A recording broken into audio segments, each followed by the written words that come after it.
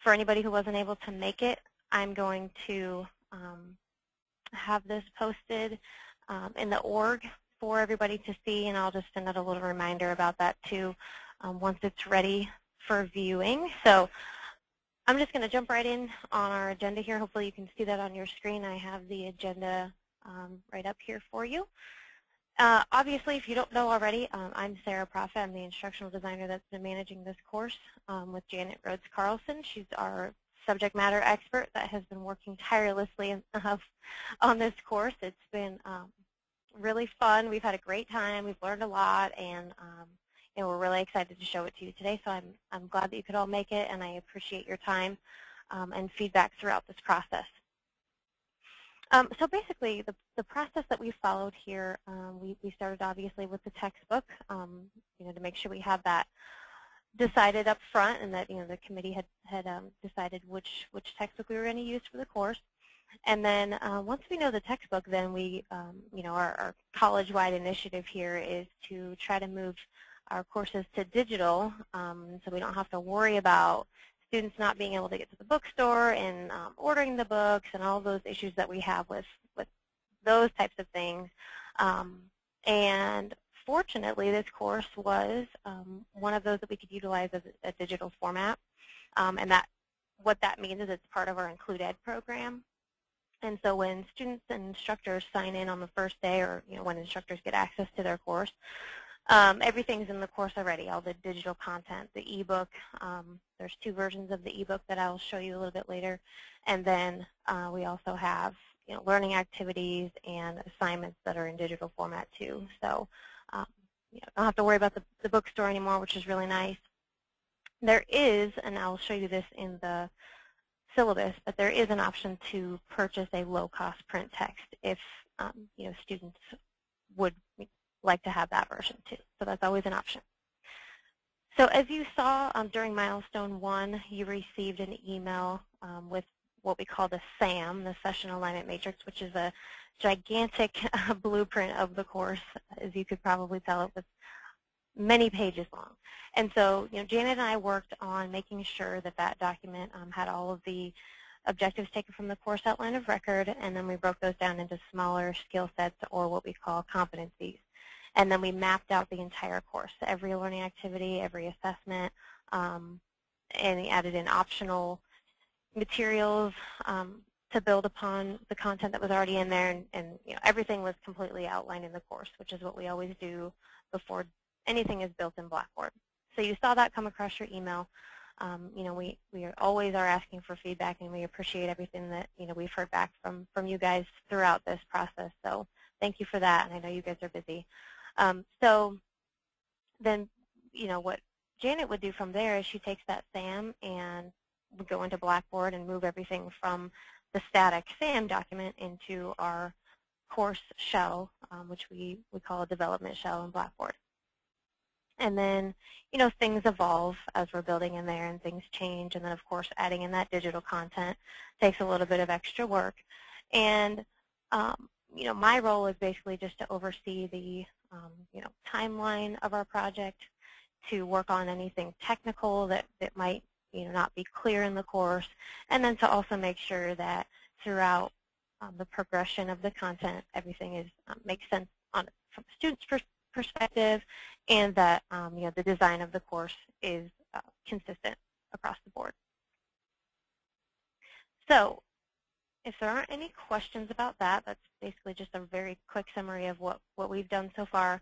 We're going to get more into the ins and outs of that here in just a second. So I'm going to move to the syllabus file unless anybody has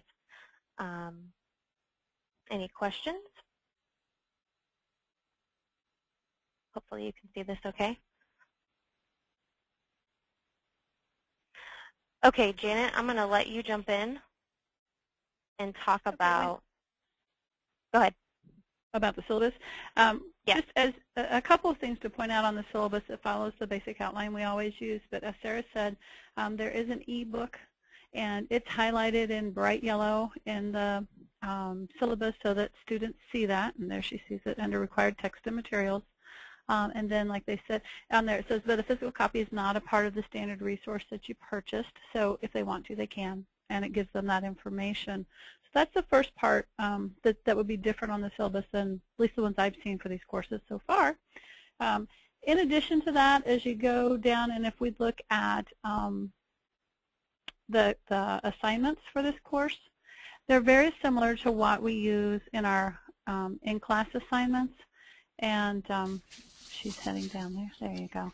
All right. The one thing that's different, you see at the very beginning, it says Learn Smart Quizzes. So I had kind of fun learning this. This is actually a part of the McGraw-Hill.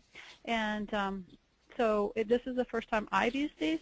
But what I liked about that is they take these quizzes, and in their book, there's all kinds of practice things they can do to prepare them. So if, in their practice quiz, if they don't understand a question, they can go back and they can, reread that material. It automatically takes them to the areas where they aren't strong. And so we're doing the Learn Smart quizzes, and they automatically populate, and they automatically go into gradebook and are scored. So that's something that's different than what we've done before.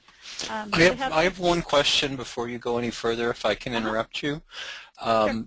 You had created this so that they're going to be using the e-books, and as I've been talking to my faculty around the region about the e-books, they think that it's a really great idea, but a couple of our campuses, one in particular, is very high poverty, and none of the students want to take any online classes because many of them don't have access to the internet at home.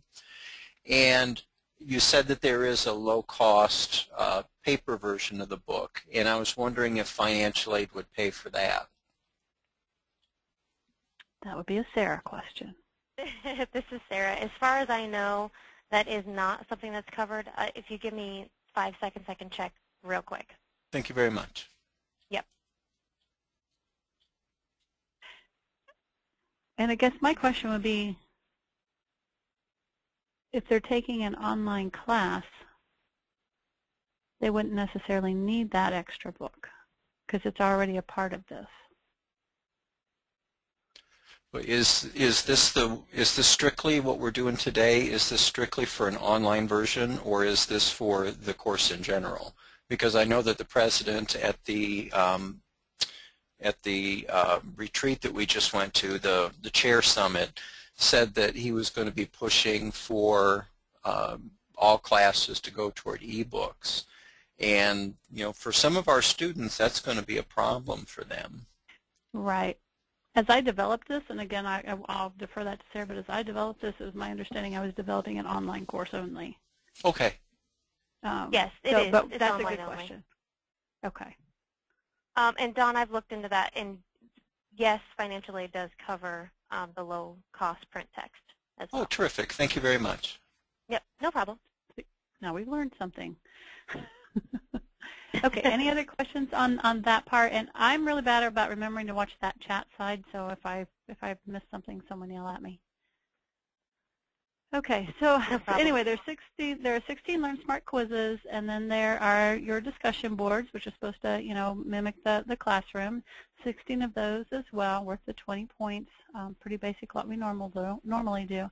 There are 3 papers worth 100 points each.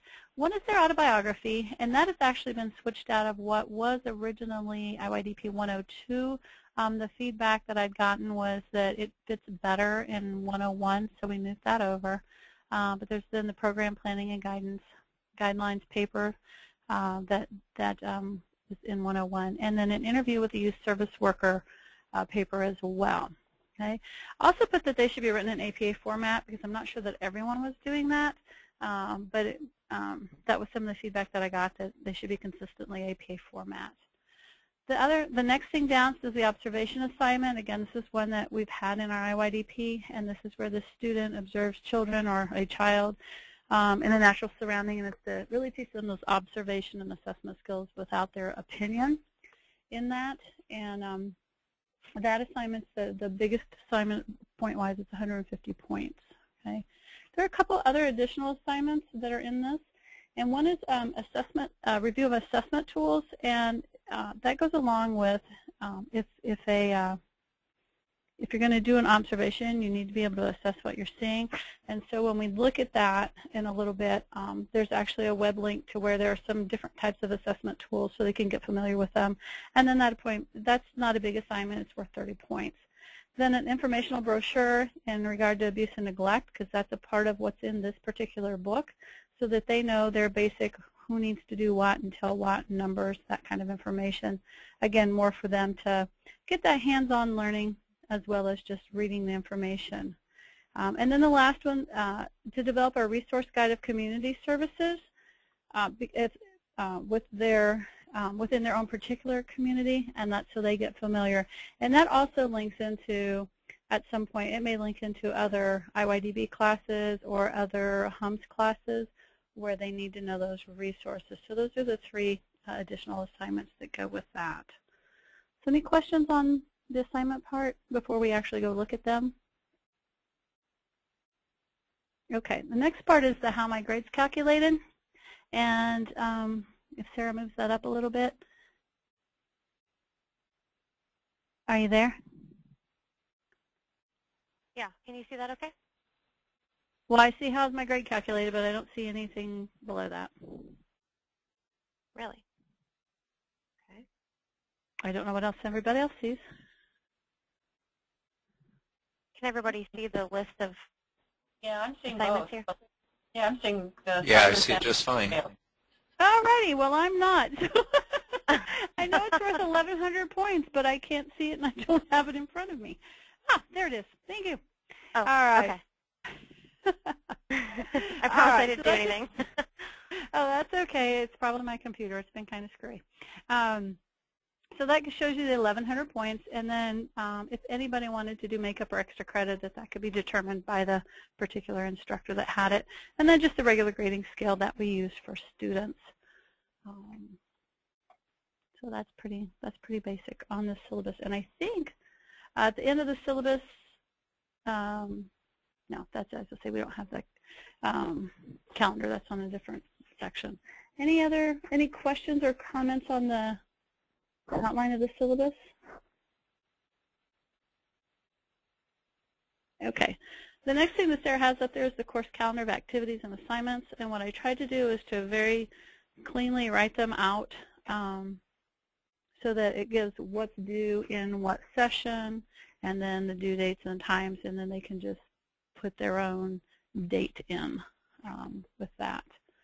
So it just goes completely through all 16 weeks. Highlighted when papers are due or assignments are due, so that that's a little darker for them, be able to see that a little more clearly.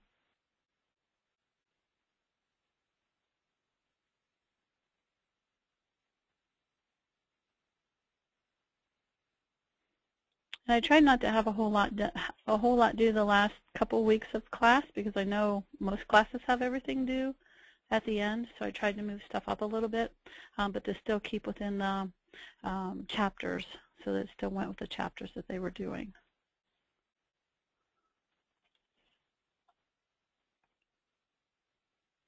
Any questions? Sarah, do you want to go ahead and go to session number 1? What I'd like to do is walk you through completely how the sessions are set up, and I'll do that with session number 1, and then I'd like to just take you to the sessions where we have the assignments and show you those assignments. So as you look at session number 1, it just starts out with kind of that overview saying that it's a study of a child's world, and then the next section down are the learning objectives and content. And so what you'll see the core learning objectives and then the competencies that go with each of them underneath them. Then at the very bottom it says here's the content for the session, and so each session will show this so students have some idea of what to expect that they're going to have to do in this particular session. Underneath that are the learning activities, and that very big one with the link where it says A Child's World, Infancy Through Adolescence, that's the link for their ebook and offline reading. And so if you, I don't know, yep, she is. It's pretty easy to walk through. I'm not really strong on all this technology, but I didn't have too much trouble walking through this. So I think for students, it's pretty self-explanatory. I'm going to jump into Janet. Great. This is one version of the ebook that students will have. We have two. Essentially, I'll explain why. Because this version is through a third party called VitalSource, and that company will provide the ebook here like I just clicked on it, and I can read through and skip to different parts of the book. But also, it allows for students and instructors to read offline on a tablet or an iPad away from the computer. So they don't always have to be logged into Blackboard in order to see their book, which is really nice if you're just sitting in a waiting room at the doctor's office or something like that. So we try to offer that option for students as well. And you can highlight and take notes, and those types of things will show up here under the Highlights tab if you go through and highlight something. So it's really nice and very intuitive, and that's, we include it for that reason. But it is only in the course, just as like I showed you when I clicked on it, just opens right up to the very front of the text. But in each session through the McGraw-Hill ebook, we have specific links to the chapters that they need to read in each session. So this one is really just meant to, take it offline, go read it on your iPad or your Android device if that's what you want to do. But when you're actually logged into Blackboard, then we have, chapter 1 link, chapter 2 link, so that they are directed to the specific readings for each session. So hopefully that makes sense a little bit. And there are student guides and instructor guides in the course to outline all the information I just told you. So any questions on that? Everybody's quiet.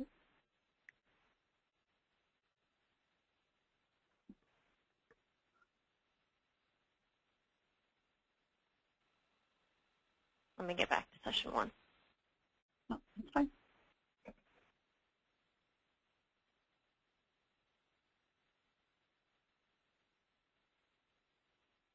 Okay, so underneath that then, or like I said, are the learning activities, and if you see it says read and study and chapters and additional, when she clicked on that, it just tells you in read and study, that you need to be reading the particular session or chapter for that session. The PowerPoints, there's a PowerPoint for each chapter included, because that's an easier way for them to read those outline and notes. And then in additional folders, this one has a video clip on midwiving and the childbirth process, but there'll be different things. It may be TED Talks, it may be videos, it may be PDF files of information, that kind of thing. But it's there to help support in addition to the basic information that's given throughout the course and throughout the book. So each chapter, each session has an additional resources as well under learning activities. Okay, I'm going to show the other version of the ebook too, just so that we can, while we're kind of on that same train of thought. This is the McGraw-Hill version of the ebook, so I'll pull that up here.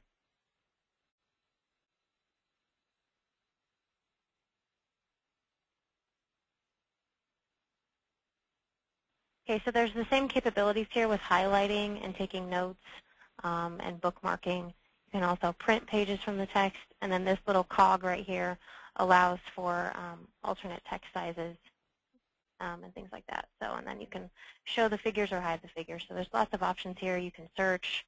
You can jump to a certain page. So it's very intuitive as far as that as well. And then there's videos in here and lots of other exciting things. So that's the McGraw-Hill version.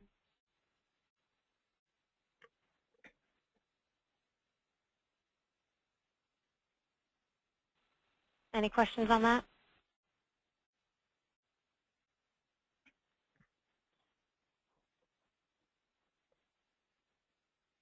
And I would just like to point out, anytime that the student goes to an activity, an assignment, or reading, or anything in the McGraw-Hill Connect is what McGraw-Hill's product is called. Anytime that they are switching over here to the Connect side, there will always be this yellow button to return to Blackboard so that they know they're not in Blackboard anymore. So just want to point that one out, and I will go back to Blackboard.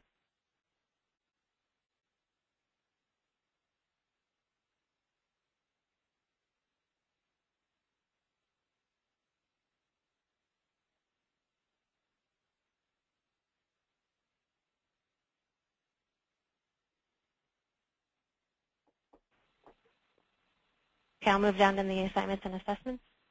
Or do you want to talk about this first? Yeah, well, you can do that. Sure. The self-assessment is just a quick, as it says. It's a self-assessment. It's not graded. They can take it as many times as they want. But it's usually only 4 or 5 questions that are put out, and then they would answer them. They score it, tell them, yes or no, right or wrong. And if they give them the information, have I looked at the correct information, so that when they go to take the actual quiz itself, that they've already done some preparation work for it.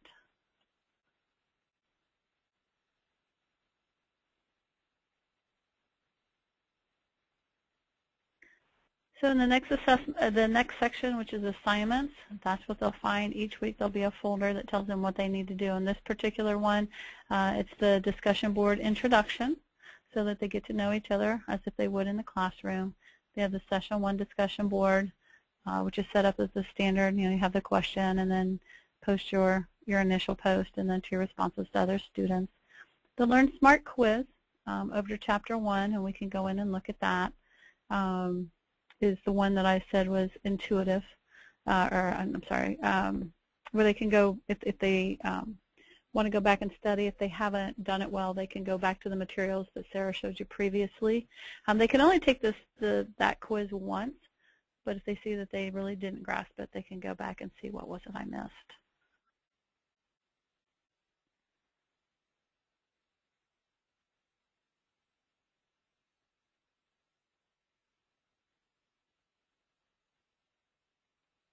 Yeah, I was going to say, I think it's down at the very bottom. So Sarah did a nice job of setting in the how to use, again, in that session, so it's right there in session 1.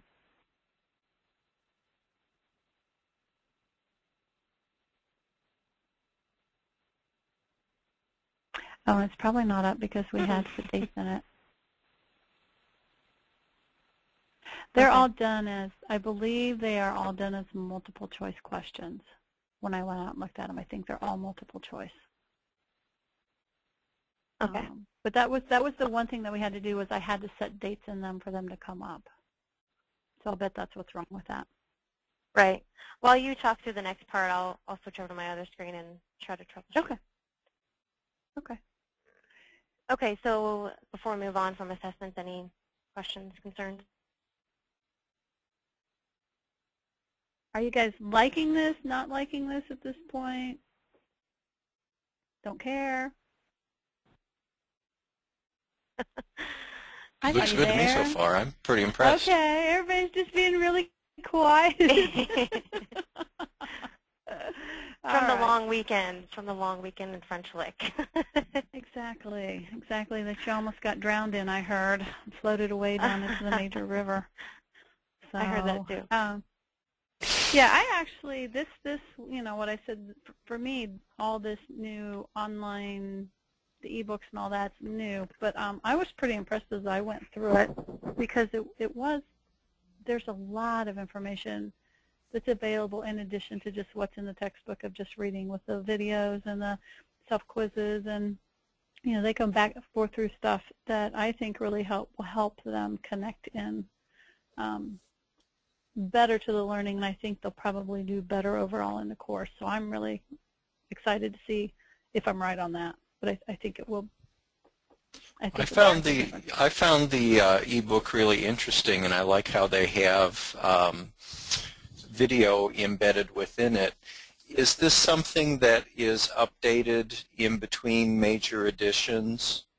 So if something in current events happens, can the publisher come in and put something in there, a new video for somebody to watch, or is it pretty static until the next edition comes out?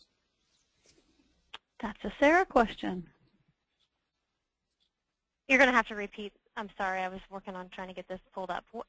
Can you say that one more time? Yeah. One thing that I really liked about the ebook was the way that it has videos embedded within it. Right. And what I was wondering is,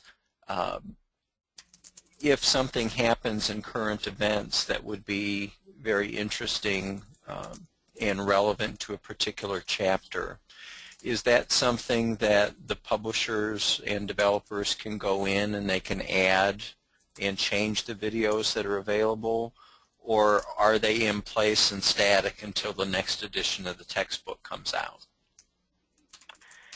Yeah, that is a good one. I can't speak for the publisher, but what I would imagine is that until the editions change, they wouldn't be changing anything as far as the digital content. Then they would update those. But if there was something that was, we were, let's say a group of instructors were made aware of, or Janet, realized, hey, this is something we could really include in the course, we make changes between each semester before we roll it out for the next semester. So if there was something that came up during the spring, wow, we really didn't have enough information on X topic, we could use, a video or this really great PDF that I found, or whatever it is, then we could put that into the course before it was rolled out for summer, so that that information would be included. And that would just be done from our side, from our internal IDTech side, not from the publisher side necessarily.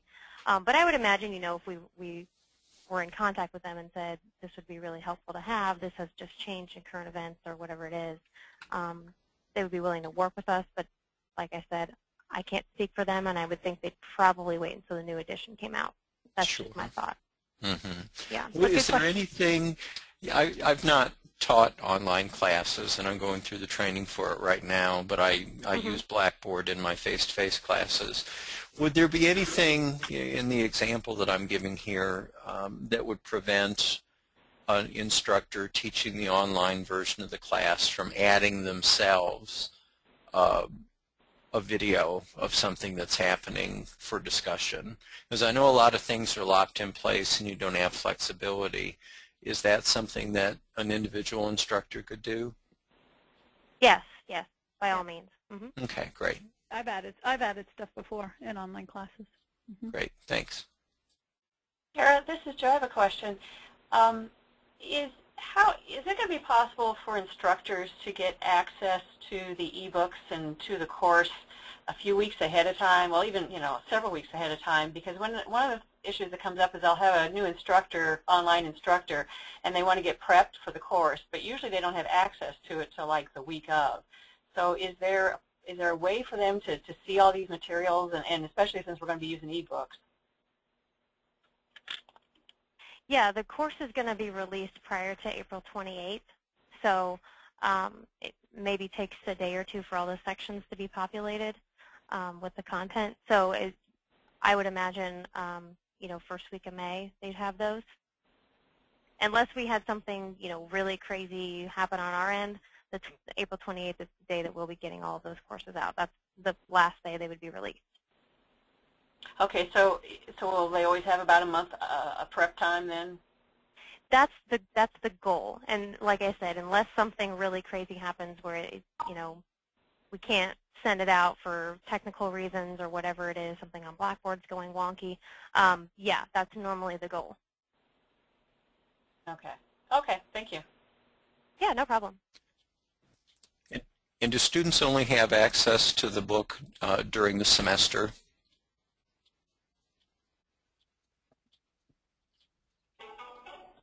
I'm checking on that. Yes, they do, and I can't remember the timeline on how long they have it. Let me check real quick.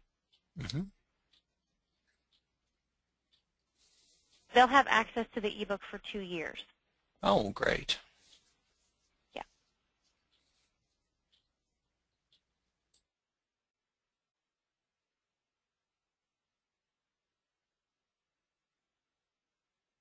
You gotten it where you want it, Sarah? Yeah, this is the Learn Smart, so you just want me to click through it? Sure.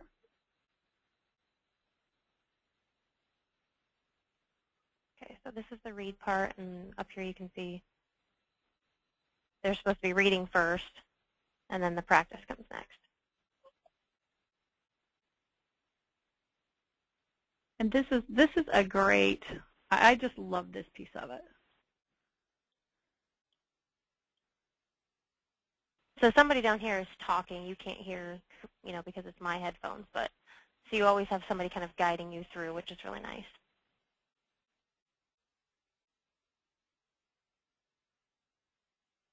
So if you put in a word, say you put life development as, as lifelong, you just, whatever word you thought it was going to be, submit your answer and it'll either tell you whether it's right or wrong. If you put in that wrong word, if you put life and it's child, then, it will take you to the area where it needs to go, that kind of thing.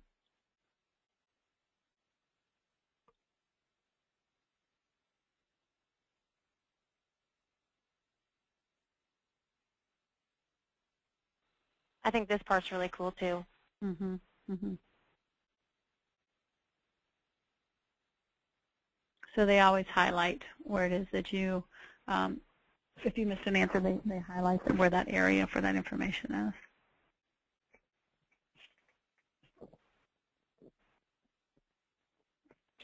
Do you think that the tests are challenging? I think they are challenging enough. I think they're as challenging as any of the other tests that we do. Yes, I would say so. Mm-hmm. When I say I think they'll do better, isn't because I don't think the tests are challenging. I think it's because they have the opportunity to go to practice and to go back and relook at the areas they don't have a complete grasp of.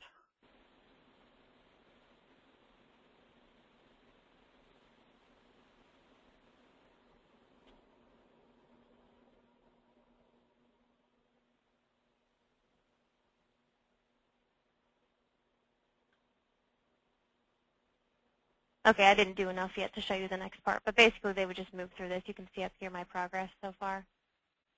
So it just kind of, we'll tell the student how much they have left. So right now I've only done 7%. And like Janet said, this is really based on what they already answer. So if they're not doing so well in a certain area, it will ask them some different questions, but based on that same content to keep practicing the same information. Go ahead, Janet. Sorry, I didn't mean to interrupt you. Oh, no, I was just going to say, along with the quizzes, once they've done this, because they can play in this as long as they want or go back as long as they want, when they go to the actual quiz, those quizzes are set up for 30 minutes. And so as I did this program and putting them in, some of the chapters, they had, 2 hours worth of content. And others, they had 30 minutes worth of content. We set it at about a 30-minute marker for them so that there would be some consistency in depth through chapters.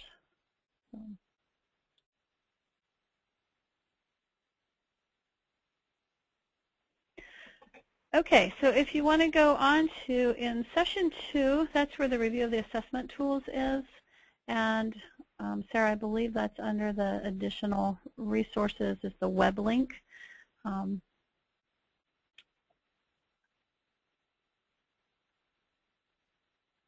There's a video in there just in regard to babies, so you see there's an extra video for them to look at. If you go back into, okay. Under additional resources, was that one not in there? Okay. Is it in assignments? I think it might be in assignments. It may be in assignments, but I thought that there was a link under that one, but maybe not. Okay, under assignments. My apologies. That's okay. We've looked at this a lot. Is this what you're looking for? Review of assessment tools? Yes. All right. So if you look on that, that's just that's the assignment itself. If she clicks in there, it'll show you that. Maybe.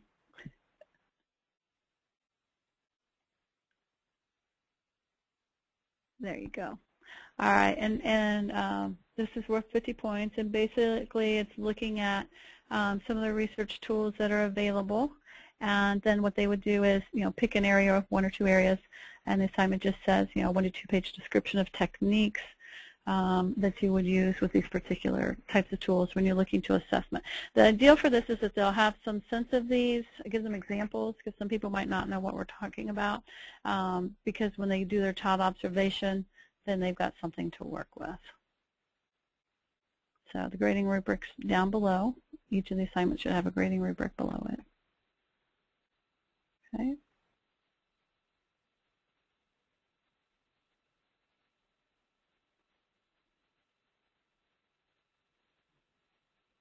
Oh, and we have an extra blank page I didn't take off.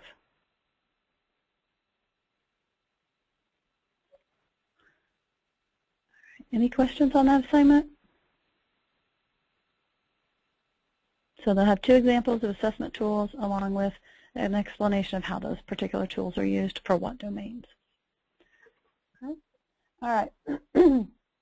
If you want to go to session 4, Sarah. Okay. That's where the autobiography is. And it would be under assignments as well. It's not an in-depth autobiography, but it's to get them to start looking at what brings them to this field and their interest and how their particular life has impacted what they will do. Excuse me.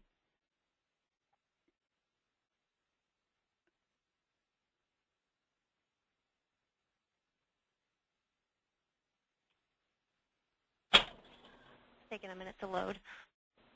I keep wanting to click that off. I keep forgetting that's not my screen. Janet, will the assignments they need for their portfolio, will those somehow be flagged on this for them, so because they'll need to print those off? Well, that was one of my questions, like that I had for the group, how you would like that done. Like in my online or in my face-to-face classes, I have a big cover sheet that says portfolio paper. So absolutely, the best way you guys think it would work to flag them, that's actually one of the questions I had for the group.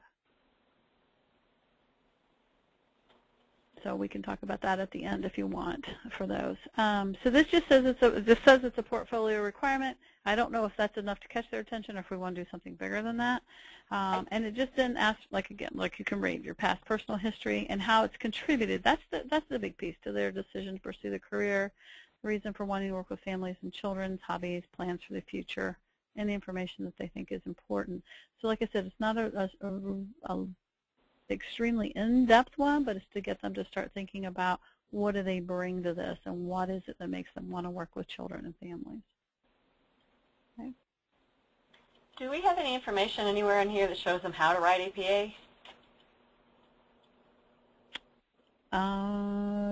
Probably not. Gosh, Joe, you think they might need that? They might. Oh, also, Janet, on your grading form, it needs a state center title on page 3 because there's no abstract on this one. What do I have?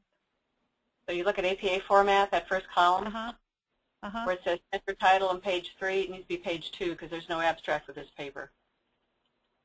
Oh, okay. Yeah, I'm looking on she's got on my end grading rubric up. Yeah, that's what I'm looking at. Where are you looking? Oh, I see, down there. Okay. Right. Yep. Okay, so then change on grading rubric. Okay, thank you.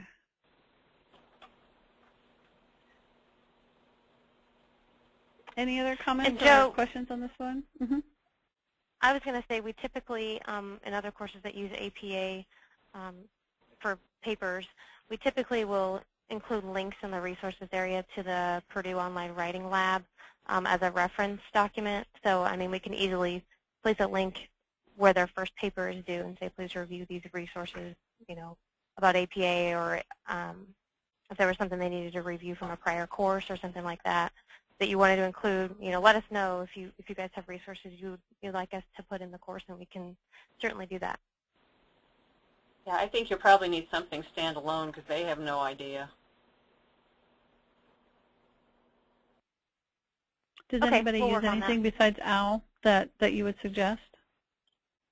Well, if you go to the OWL, it's a pretty big, that's a lot of material, and so I think just kind of pulling out, kind of highlighting things that you want them to do, like maybe starting with the title page and the reference page. And Columbus has an APA citation assistance that was developed by our library. I can send that to you. It's a document. Oh, that'd be wonderful. Even yes, better. that'd be great. There are links to the college's APA guidelines as well as a sample paper, so you could probably put those links in there. Okay. Thank you.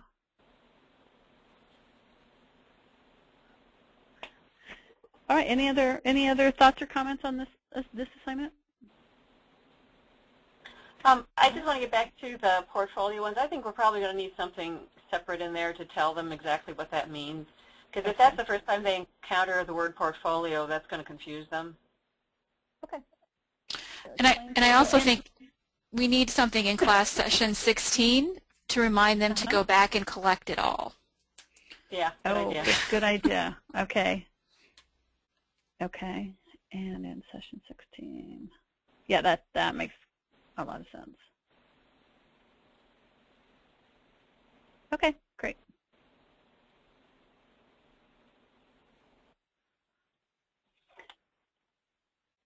Sarah, if you go to session 6 now, there are two things due in session 6. One's the interview with the youth service worker, and one is the brochure on abuse and neglect. And that would be down in activities as well. What you'll see in the learning activities, up there it just says there's an Indiana Youth Institute link.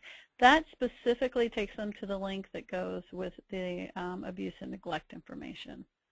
So they would look at that, and then they could do that part of it. So just so you see, that's up there. Okay, we can go down to assignments.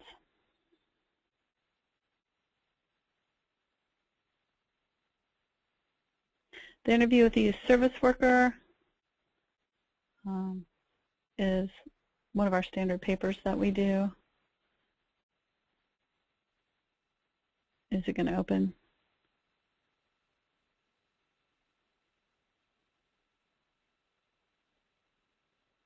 It's trying to.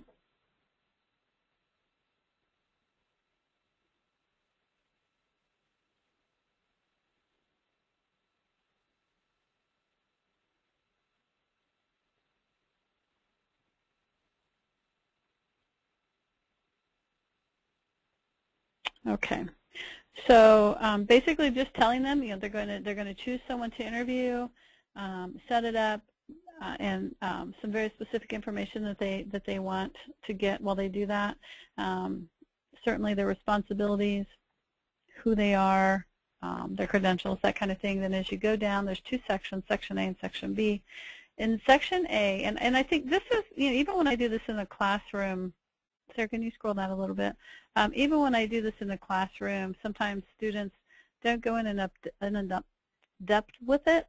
And so really taking the time to look at this and, what does it mean for a positive and supportive environment? So, that self-management, safety, asking them about it, and, why are there safety concerns? What are the risks for the aged children they have, that kind of thing, both inside and outside, okay?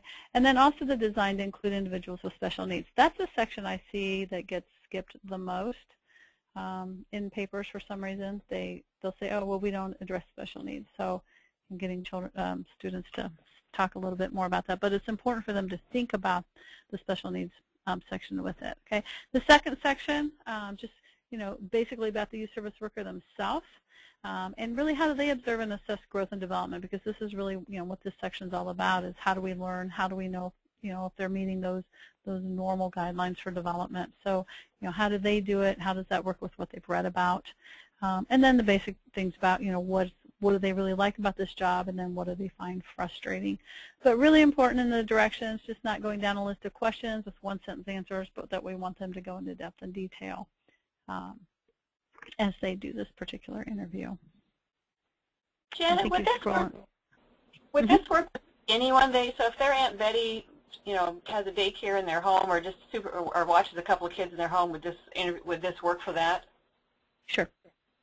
Yeah, I think because the whole point is to observe whether it's a child or multiple children. It's just about observing them in the one paper, and then this paper, so that the whole you get the whole picture, so that whoever they're interviewing is someone who works with children. So whether it's daycare, whether it's a community center, that they get some understanding of why it's important to have safety, why it's important to be able to assess their developmental needs, those kinds of things. So I think that really would work in any particular setting that has children, that works with children. whether it's home, whether it's a church setting, whether it's a community setting. Okay, thanks. Did that answer your question? Yeah, yeah. No, I was just Okay. wondering because they'll take. My guess is there'll be some who will just take a relative. If they're interested in working with kids, they may already know people who do this. Right. And I mean, so we can make it. We could make the guidelines stricter, but I don't know that we necessarily. Well, that's what I mean. I don't know if you need need to. to. Yeah. So if anybody they pick who babysits kids works, then that would be fine. Then that's fine. Yeah. What does the rest of the group think about that?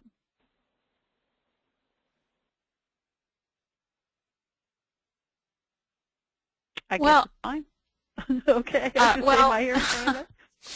Well, this is Tracy from Columbus. The goal is to be a youth service worker, and I think we'd want them to be interviewing someone that would qualify as a youth worker. And I'm not sure if someone who babysits would necessarily fall under that category. I was kind of thinking the same thing. Okay, so when you're saying youth worker, you're thinking older than young children? And they have to be, when I'm thinking youth worker, is certainly for the IYD, they need to be the ages between 5 and 18, so we could put that stipulation. Okay. I also think they need to work for an agency, maybe. Okay. Or be affiliated, not necessarily maybe work with an agency, but be affiliated with an agency that would qualify as a youth worker agency. Would that would that help? Or make it too okay? I agree with that.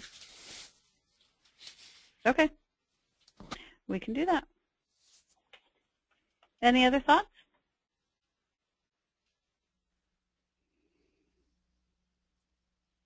Okay. Sarah, do you want to go to the other one that's in there, and that's the brochure on abuse and neglect?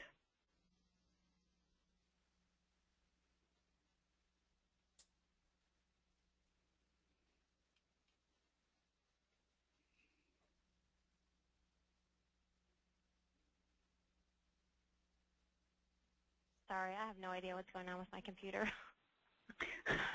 I have to open everything 2 times in order for it to open. Okay. Sorry.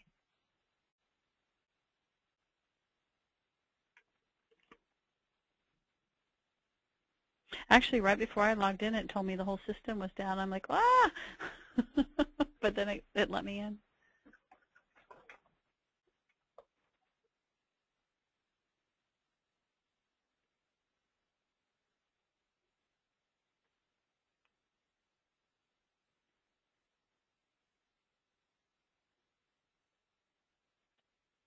I can't get it to open. Give me 1 second. I'm going to try my other browser. That's okay. I can kind of talk through it while they're doing it. Basically, Yeah. like I said, this is only worth 30 points, I believe this one is, and it's just to get them familiar with what the laws are in Indiana and who needs to report, and what abuse and neglect looks like based on Indiana law. So it takes them to the Indiana Youth Institute website and clicks them through a little video and information that's specific to Indiana. Then I asked them to put that into just a brochure that they could give to people so that they take that information, and by actually having to do something with it, help them incorporate it more into their ongoing knowledge. So it's not anything, they don't have to do anything elaborate, just basically what abuse and neglect is, who is mandated to report, the number for reporting, and then some basic information about what that looks like. And they just can be as creative as they want with that particular brochure. Can you get it, Sarah, or do we just need to go on? I'm almost there. I'm going to try one more time, and if not, we can just move on. Okay.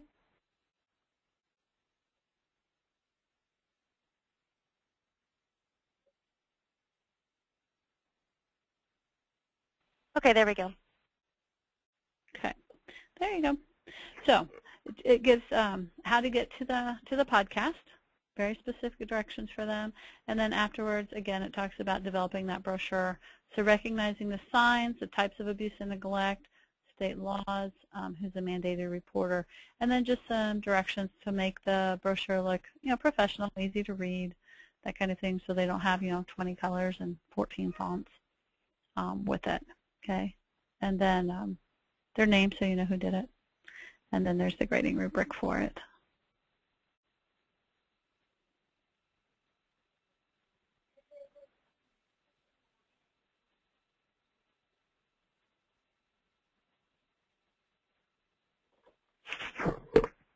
Any comments on that one?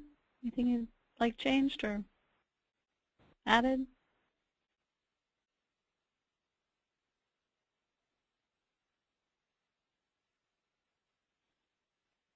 If not, we'll go to session 10.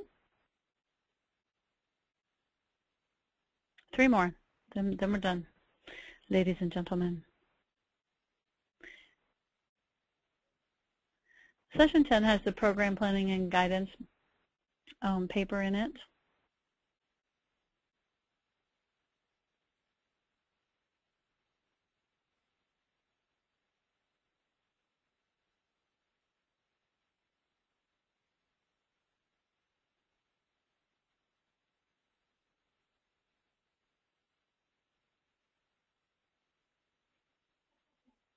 Okay, again, this brings them back to understanding and assessing growth and development itself.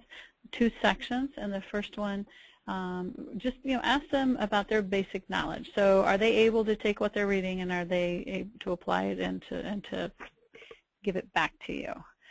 So, what developmental markers do you look for, and why? When you're looking at different ages of children, how you would observe and assess their growth and development, and then how are all the domains linked to each other? Individual differences, so that they can tell you a little bit about how that happens and what's important about them, and what do you look for. The second section has to do with how you would create an environment. Now, my question for the committee on this was, I know that what I want them to do is to create kind of their own program.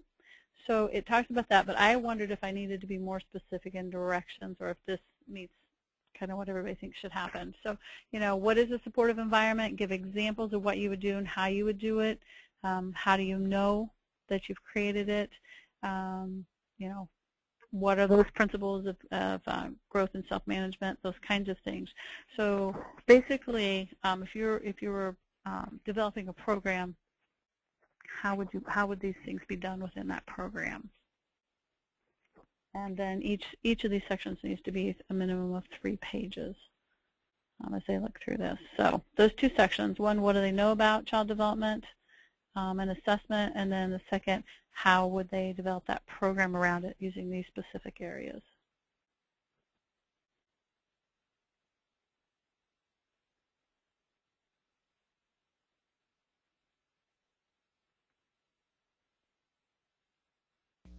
Does this make sense to you? My question on this is, are they picking the age of the child they're writing the paper about? Because what they create for someone at the age of 6 compared to 16 would be different? Yes. So yes, yes. Okay. So earlier it asks for them to pick an age group? I'd have to go back up on that paper, and I can't see. I don't believe it does. I don't believe it does. We probably want them to be specific on that. It would be difficult to grade. Yep, okay.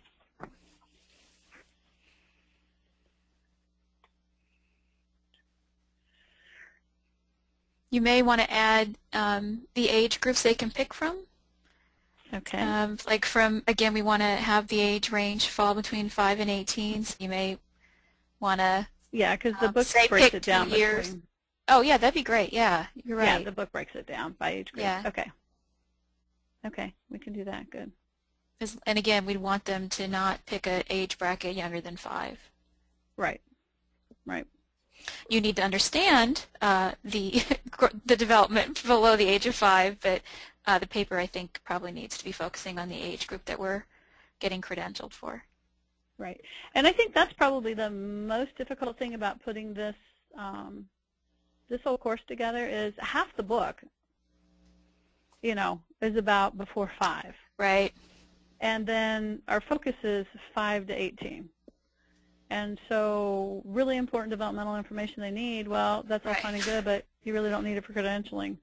Right. And I think that's a real weakness of this, and I think it's a real weakness of the core objectives, the course objectives.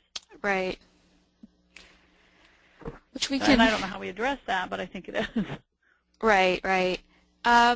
Yeah, I think we need some in there because I think it's difficult to understand if you don't have that understanding. And I know you're saying this as well. If you don't have the understanding of 1 through 5, it's difficult to grasp the rest of the developmental stages.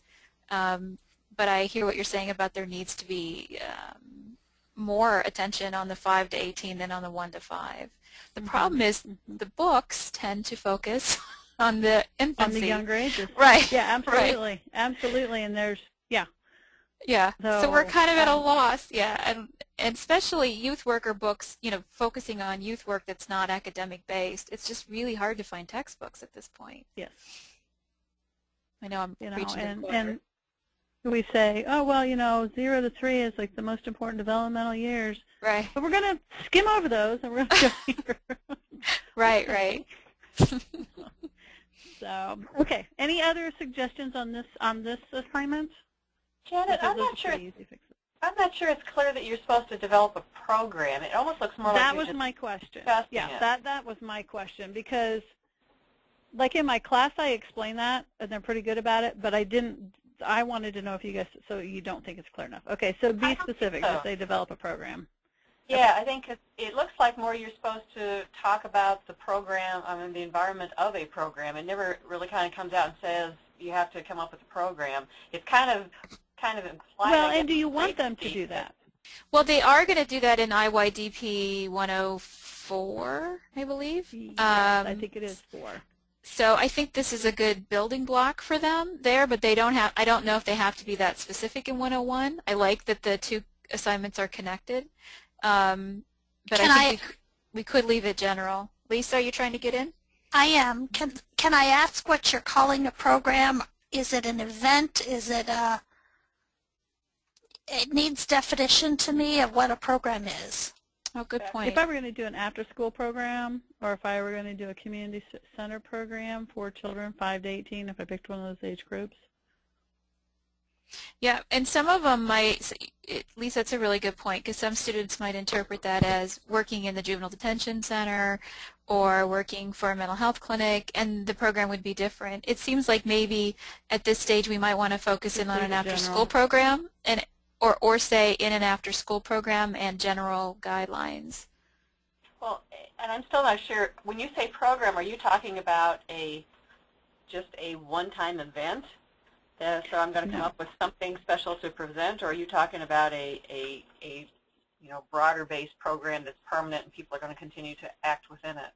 So you mean between an activity or a program? I do it as an ongoing. Right. I was going to say when I do it in class, I do it as a program, an ongoing program. And when I read this, I saw it more as an event or a curriculum or an activity. You know, I'm going to go teach about reflective listening. Mm-hmm. An activity might be, would that be a possibility, is changing this if you're going to develop an activity for an after-school program? What kind of information would you need to consider for the age group you chose? I like that in 101, considering that we do the program in 104. Right. Okay. But I think it's a great addition because this really will support the program. If we focus on an activity, it'll move them in the right direction to be able to focus on developing a program in 104. Okay.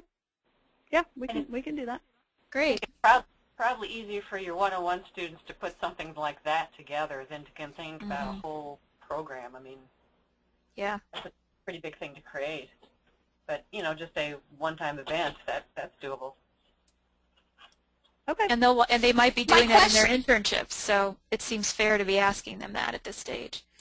My question is it just develop it or is it actually implement it? Because I think in a 101 they could implement an event, not a whole program. It's an online class. I think just develop, because we we aren't developing 103 and 104 online because Right. that's the class that is not theory based. Exactly. Lisa, are you eating chocolate without me? No, I would never eat chocolate. I promise. I think she's lying to you. Oh no, I heard No, chocolate she's wrappers. No, Oh. I am not eating chocolate. I don't like chocolate. I will confess that I'm eating egg salad, but I'm not eating chocolate. Oh, I'm not jealous of the egg salad. I'm sorry, we digress. Sorry. Yeah, that's great. I like the egg salad better. No. Any other suggestions for this one? Okay, then I will make those changes. We'll give specific age groups, tell them to pick a specific age group, and then we'll make it have them develop an activity for an after-school program. Great. We'll clear that out. All right, good. All right, the next one would be in session 12, Sarah. And Tracy, do these look somewhat familiar to you? Yes, I think. Yes. Yeah, I think we're in good shape. I think.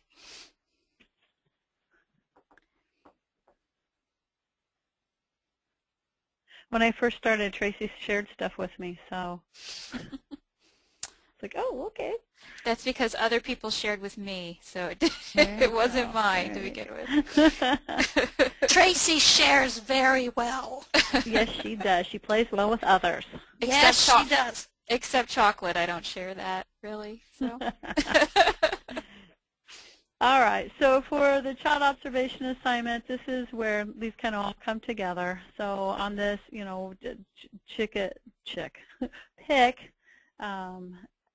some place that you can observe children, whether, you know, it's out at a ball field or the Boys or Girls Club or wherever.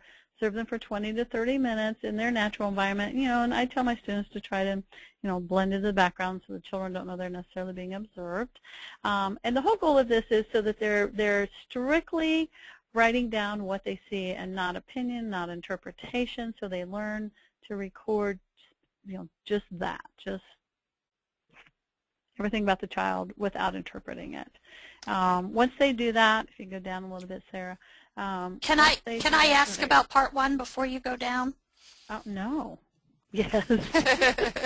Part 1 gives an example of a pre-kindergarten program, and I think Take that out. I think we should take it out because pre-kindergarten would suggest earlier than 5.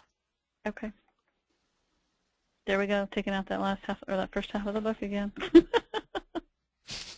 You may also want to include something in there that says something about get permission to do this. It's an excellent, excellent recommendation. Okay.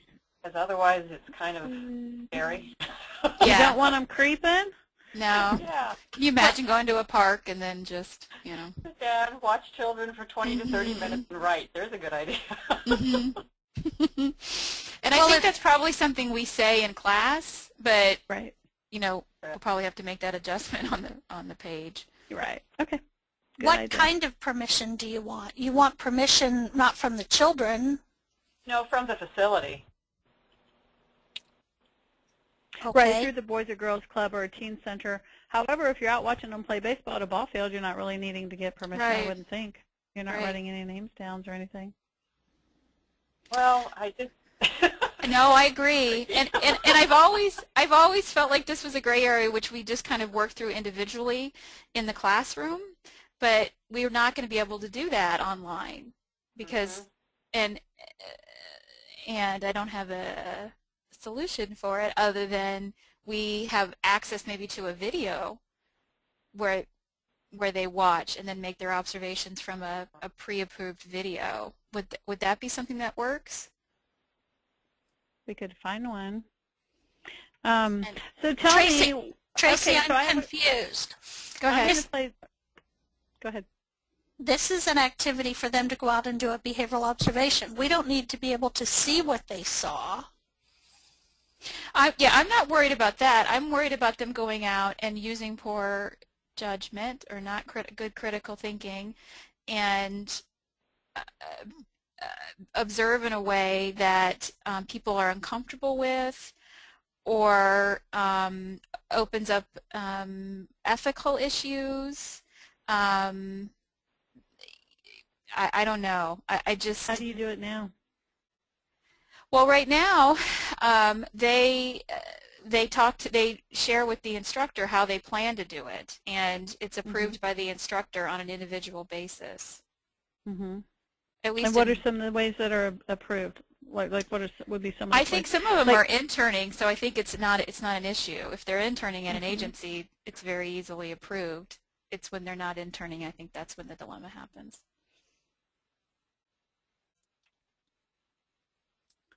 And I think some of them are using relatives too as well. I'm not sure about that, but I think that's what I've heard.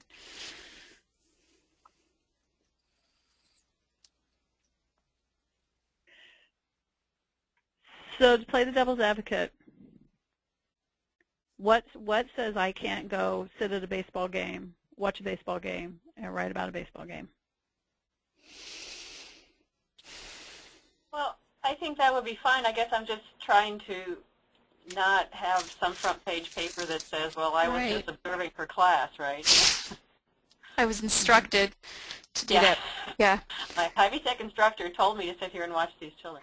Right. I don't know. And you know, and some students are just fine. Most students will be just fine with these. Others, so I guess I'm just wanting, we need something in there that gives them some parameters. Well, and because we have the same issue with the job shadow, or at least I do. Yeah. We send them in to do the job shadow, and they're just supposed to be observing, and then I've had 3 issues over the past year where they did something that I couldn't even begin to think about doing. And I'm worried about the same thing happening here, that what we're not able to imagine the circumstances that might happen where they act in a way that we wouldn't approve of. Is it possible to put a line in there that says, in a very generic way, remember your ethical principles in terms of getting permission?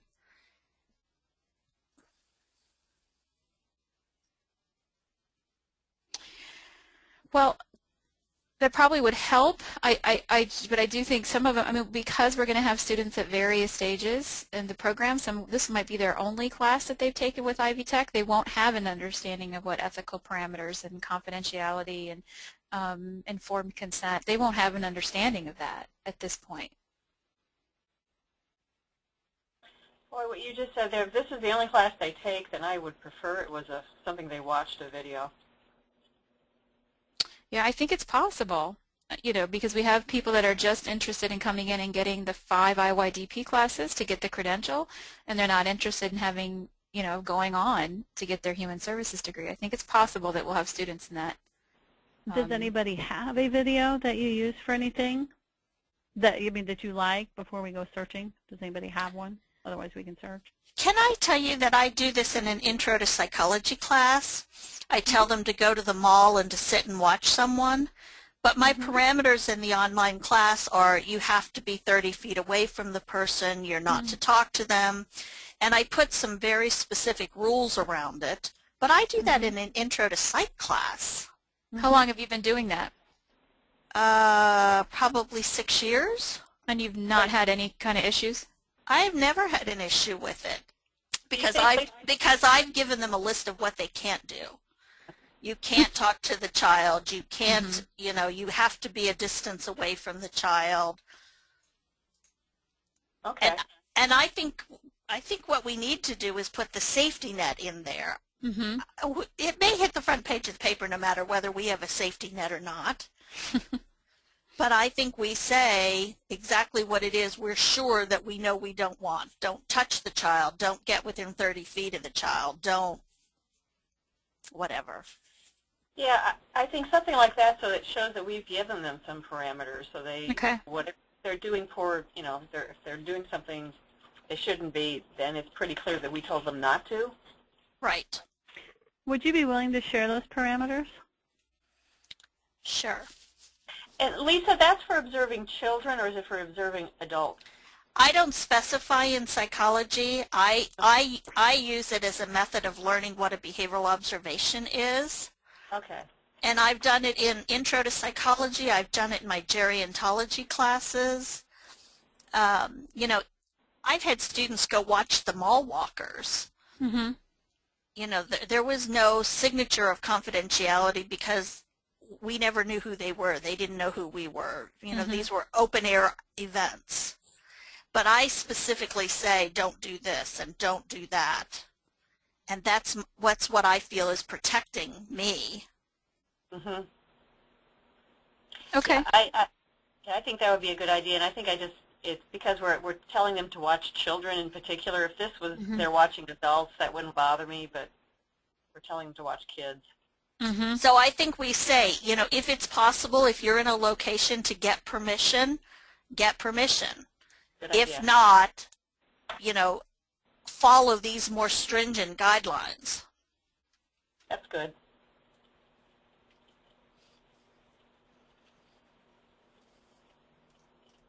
Okay, this is Sarah. I'm just jumping in real quick. Is everybody in agreement that we can go ahead and make those changes then with the, if you can get permission, but if not, then you must follow the guidelines that we add in. Is that okay with everybody, or do we still want to pursue the video option? I just want to make sure before we move on. Nope, I like what the guidelines. Yes, I'm in agreement. We can do the guidelines. I agree. Good. All right. Any other thoughts on this particular assignment that we haven't covered?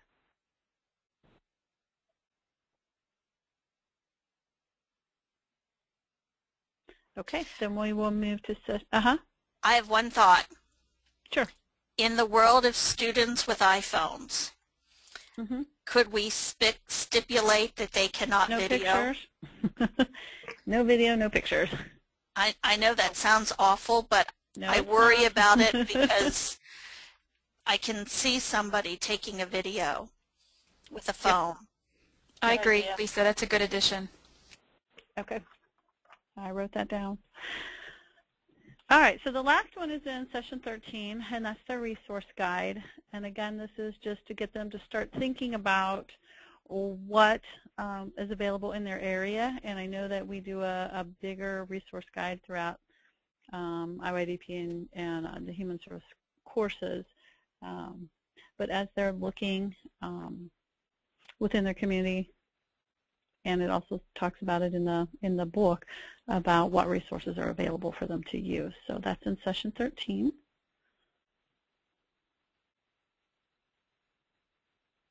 Are the resources broken down by topic, or are they broken down by developmental age? This is just in general topic. You want to click on that, Sarah? Did you click on it? Yes, okay. My computer's even further behind than yours. Okay, so this just says, in basically if they have the things that we normally ask for, emergency number, social security, child care, mental health, local school, all of that kind of thing. Anything that they might have that a client might ask them for, and then how do they contact that person? And how it should be set up. Very similar to how I did the one for the brochure of, make it interesting, that kind of thing.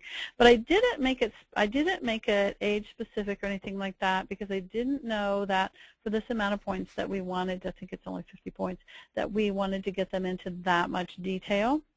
But we certainly could go back and ask them to do that if we wanted. My other thing I was thinking about is just, this is fine in 16 weeks, but there's a lot of activities if this gets put into the 8-week summer. And so that was kind of the lines I was thinking along. That doesn't mean that I'm not open to changing this at all. My thought is there's a very difference between the resources of a 5-year-old and an 18-year-old, and I can't imagine that it would be helpful for them to have all of those in one place. And see, and I think if I'm a family and I have a 5-year-old and an 18-year-old, I need them both. That's true. But they certainly can break them down. That's open to however you guys think you'd like to have it done.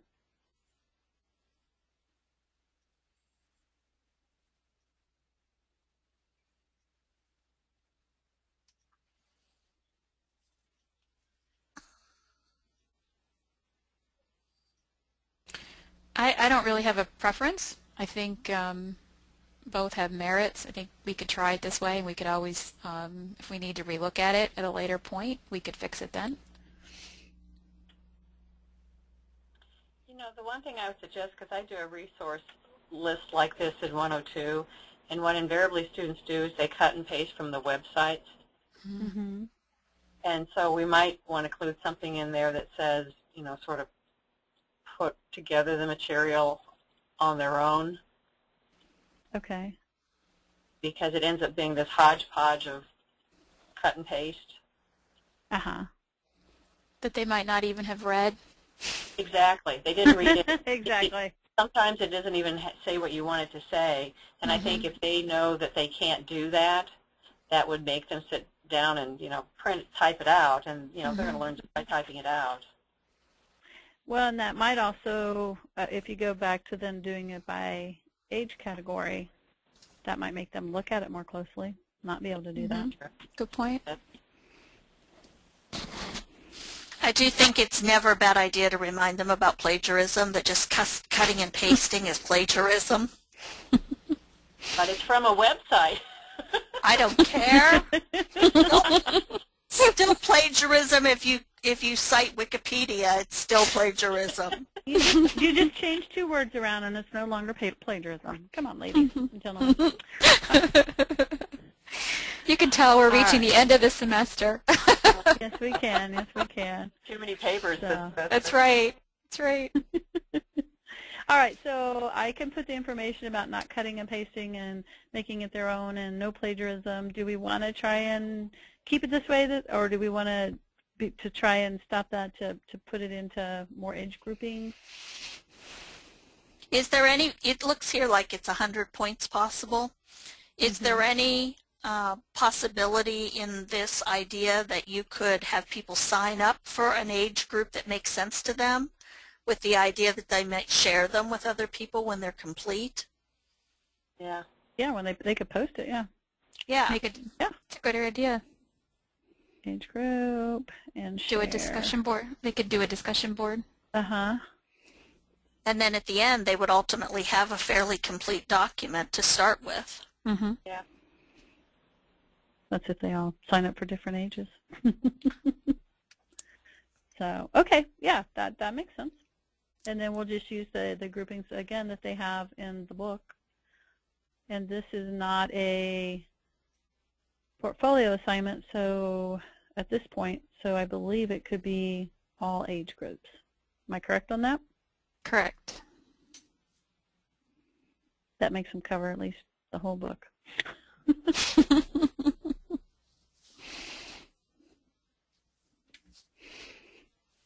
Any other thoughts on this?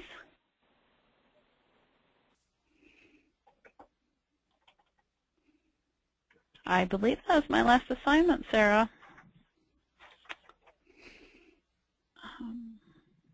Okay, we can just take a peek at the discussions page and just I can just scroll through some of those so you can see the discussion topics.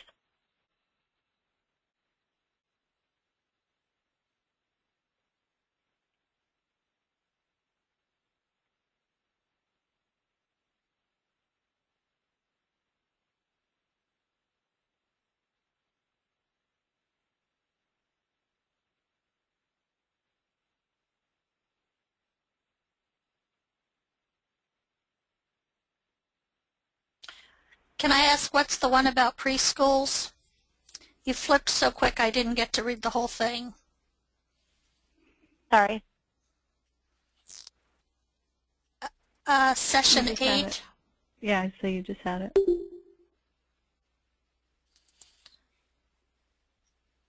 No, it wasn't session 8.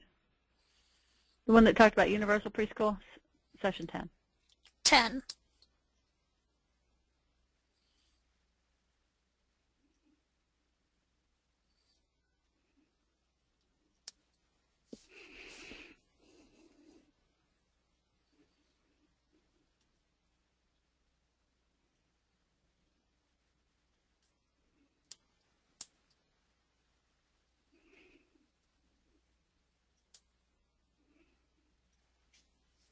Was there a question about that one? No, I really like Okay. 11. I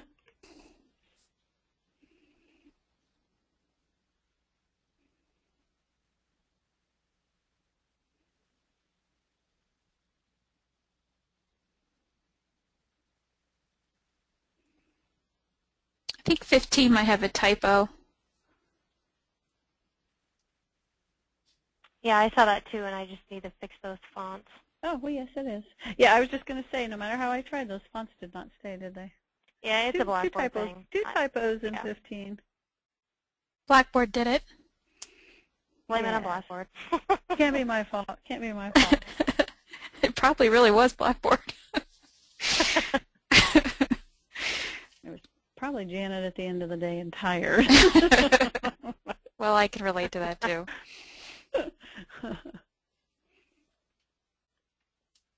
Okay, I'm also just going to flip real quickly to the resources area just so you kind of know what's available to students.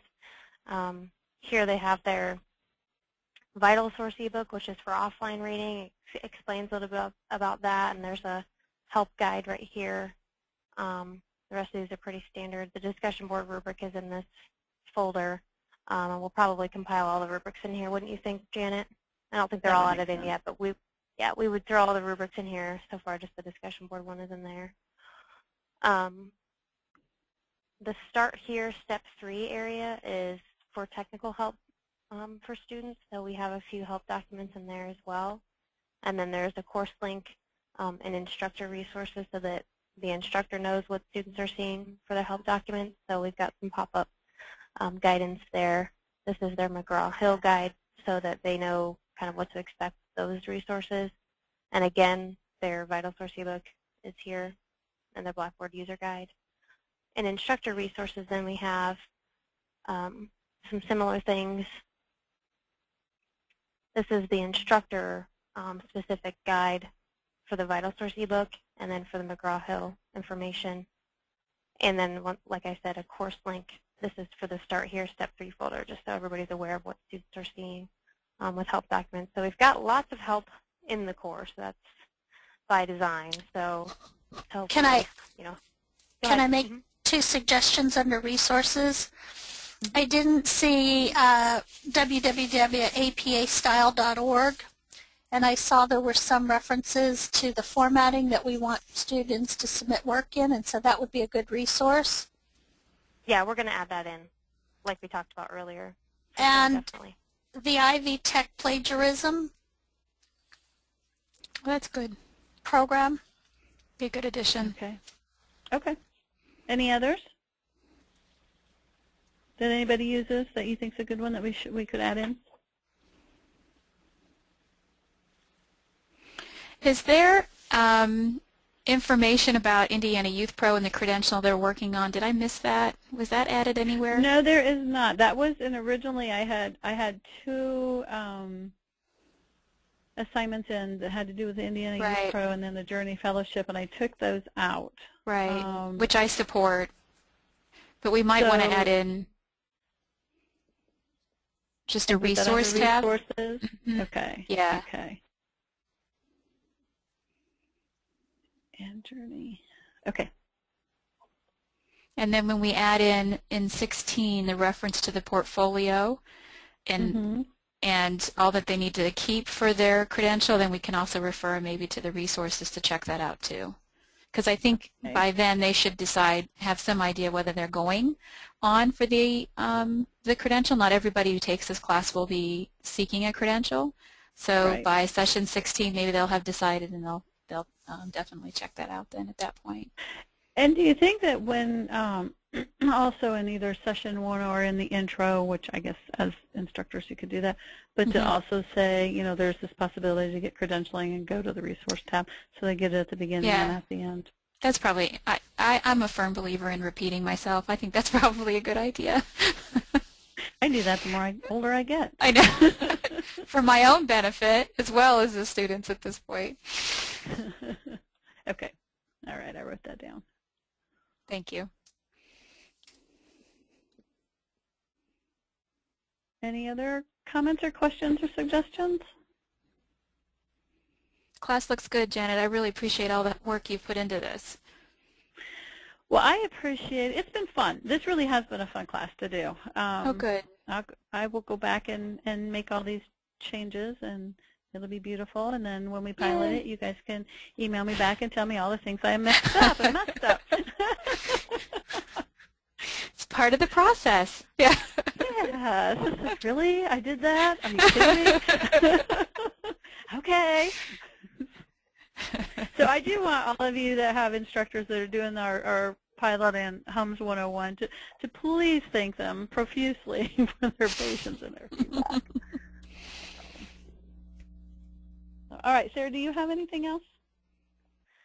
Nope, that's all for me.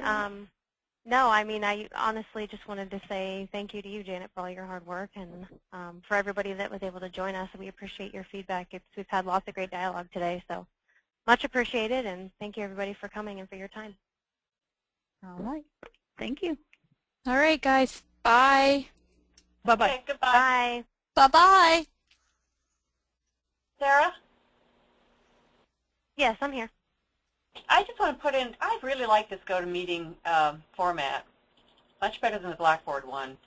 Yeah, ditto. I'm with you on that. It's so much easier to use and to navigate, and the controls are clear, and this has been a big difference.